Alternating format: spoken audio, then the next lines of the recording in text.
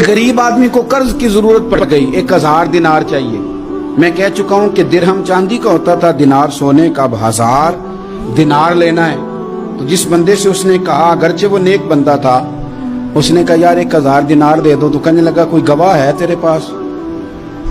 वो कहने लगा गरीबों का गवाह कौन होता है? हाँ एक गवाह है। कहा कौन? का मेरा रब, वो तेरे और मेरे बीच गवाह है। उसने कहा कोई कफील, अगर तू पैसे ना दे सके तो वो बाद में दे दे, या तुझे कुछ हो जाए तो वो दे दे। उसने कहा कफील भी मेरा अल्लाह ही है।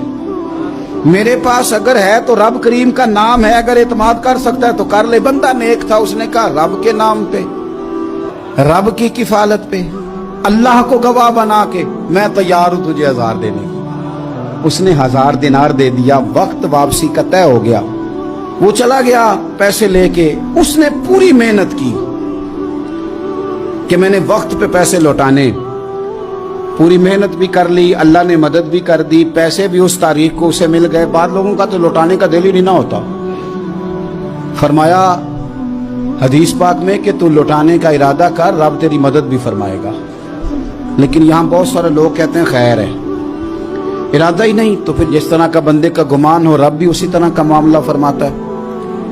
उसने पैसे जमा भी कर लिए और वापस देने को तैयार भी हो गया, लेकिन रास्ता बहरी जहाज का था, कश्ती का था, दरिया के रास्ते वापस आना था।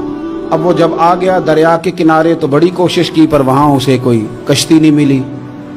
वक्त पे पैसे लौटाने हैं, सफर करना है, अब सवारी मुयस्सर नहीं है। सोच सोच के परेशान था कि मैंने तो अल्लाह के नाम पे लिए।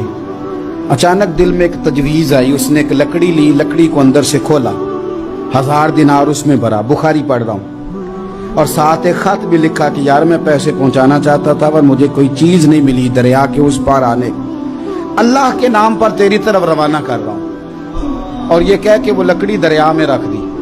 वो लकड़ी डूब गई है, वापस आ गया। वो जिसने पैसे लेने थे वो ऐन मुकर्ररा वक्त पर दरिया किनारे आया। सुबह से सरे शाम तक उसने इंतजार किया। दिल ढलने लगा तो दिल में ख्याल आ गया कि यार नहीं, उसने देने ही नहीं, झूठा वादा कर गया, पहुंचा ही नहीं वक्त पे। अब जब वापस लौटने लगा तो अचानक दरिया में एक लकड़ी तैरती हुई दिखाई दी।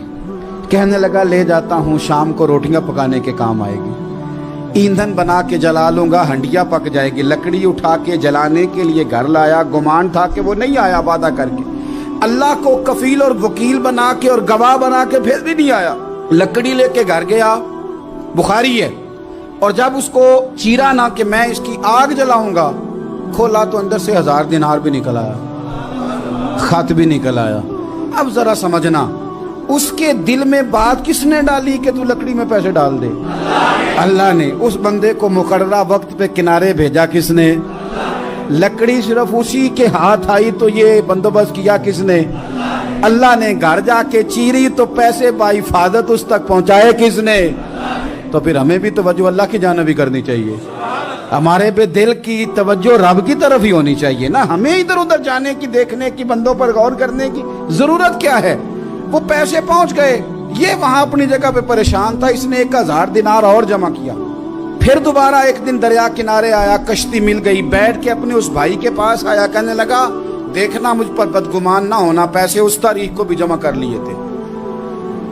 दरिया पे आया था पर कश्ती नहीं मिली थी।